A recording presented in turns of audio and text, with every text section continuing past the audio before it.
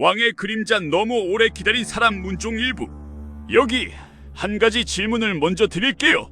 당신이 평생 준비한 자리가 있어요. 태어날 때부터 당신 것이라고 했던 자리. 그런데 막상 그 자리에 앉았을 때 이미 당신 몸이 그 무게를 견딜 수 없게 부서져 있다면 그게 비극인가요? 아니면 그냥 삶인가요? 이 이야기는 조선에서 가장 오래 기다린 사람의 이야기예요. 왕이 되지 못한 채 29회 동안 세자였어요. 조선 500년 역사에서 이렇게 오래 세자 자리를 지킨 사람은 단 한 명도 없었어요. 그 사람의 이름 이양, 훗날의 문종이에요. 그런데 진짜 비극은 기다림의 길이가 아니에요. 기다리는 동안 그가 잃어버린 것들이에요. 사람이요, 곁에 있어야 할 사람들, 아내, 또 아내, 그리고 마지막 아내. 3번이에요. 3번 잃었어요. 아버지라는 산, 아버지가 세종이었어요. 훈민정음, 지편전, 사군 육진, 지국이 자경루, 앙부일구. 조선 500년 역사에서 가장 빛나는 이름. 신하들은 세종을 바라봤어요. 백성들은 세종을 우러렀어요. 조정은 세종을 중심으로 돌았어요. 세자 이양은 그 거대한 빛 안에서 조용히 자리를 지켰어요. 근데 있잖아요, 빛이 강할수록 그림자는 짙어지는 법이에요. 이양은 아버지라는 산의 그늘 안에서 서서히 지워지고 있었어요. 나이가 들어도 여전히 세자였어요.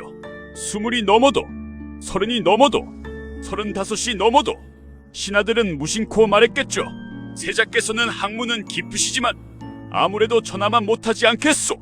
그 말들이 이양의 귀에 들어갔을 거예요. 안 들으려 해도 들렸을 거예요. 첫 번째 상실 16살의 법. 1427년 이양의 나이 14살. 처음으로 세자빈이 들어왔어요. 휘빈 김씨. 조선 왕실에서 세자빈을 맞이하는 건 정치예요, 사랑이 아니에요. 그래도요, 처음으로 곁에 생긴 사람이었어요.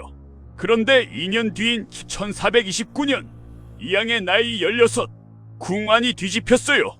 세자빈이 후궁들을 저주하고 있었어요.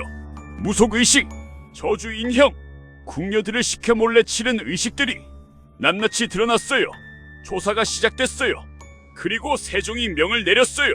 세자빈을 배출하라. 16살 소녀는 말리지 못했어요. 아버지의 결정이었으니까요. 아내는 살아있었어요. 그런데 없었어요. 죽음보다 더 잔인한 방식으로 사라졌어요. 16살의 이양은 그날 처음으로 알았을 거예요. 왕실에서는 사랑도 지켜지지 않는다는 걸. 두 번째 상실, 또 다른 이별. 두 번째 세자빈이 들어왔어요. 순빈봉씨. 그러나 이번에도 궁 안에서 문제가 생겼어요. 1436년 순빈 역시 배출됐어요. 2번이었어요. 세자빈이 2번이나 쫓겨났어요. 조정이 술렁거렸어요. 신하들의 시선이 차가워졌어요. 세자께서는 어찌 단속을 못하시는가. 아버지 세종의 눈빛도 불편해졌어요. 이양은 입을 다물었어요. 변명하지 않았어요. 할 수 없었어요. 아버지 앞에서 아들은 언제나 세자였으니까요. 왕 앞에서 세자는 언제나 신하였으니까요. 세 번째, 그리고 진짜 이별. 세 번째로 들어온 사람이 현덕 왕후 권씨였어요. 조용하고 따뜻한 여인이었어요. 이양은 비로소 숨을 쉬는 것 같았어요. 그리고 1441년 여름 아이가 태어났어요. 이홍이 훗날 단종이 되는 아이였어요. 이양은 처음으로 무언가를 얻은 기분이었을 거예요. 아내가 있고 아이가 있고 작지만 따뜻한 세계가 생겼어요. 그런데 출산 직후 현덕 왕후가 쓰러졌어요. 산후병이었어요. 어이들이 달려들었어요. 약을 다리고 침을 놓고 온갖 방법을 다 썼어요. 그러나 소용없었어요. 현덕 왕후는 아이를 낳은 바로 그 이튿날 세상을 떠났어요. 이양은 갓 태어난 아들을 품에 안고 아내의 빈소 앞에 섰어요. 아무 말도 하지 않았어요. 울지도 않았어요. 그저 작고 따뜻한 아이를 꼭 안고 있었어요. 이미 너무 많이 잃은 사람은 더 이상 울지 못하는 법이에요. 기다림의 끝. 아버지는 건강했어요. 그러나 세종의 몸도 시간을 이길 수는 없었어요. 1450년 세종이 세상을 떠났어요. 이양에게 왕위가 내려왔어요. 문종 29년을 기다린 자리였어요. 그런데 이양의 가슴은 공허했어요. 왕이 됐어요. 그러나 이미 몸이 망가져 있었어요. 오랜 세월, 무거운 기다림이 그의 몸을 갉아먹고 있었어요.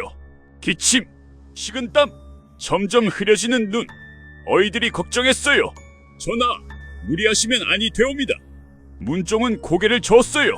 서둘러야 하오. 이유가 있었어요. 남은 아이, 갓 10살짜리 단종. 아내도 없고 형제도 없고 자기 편이 누구인지조차 모르는 혼자인 아이.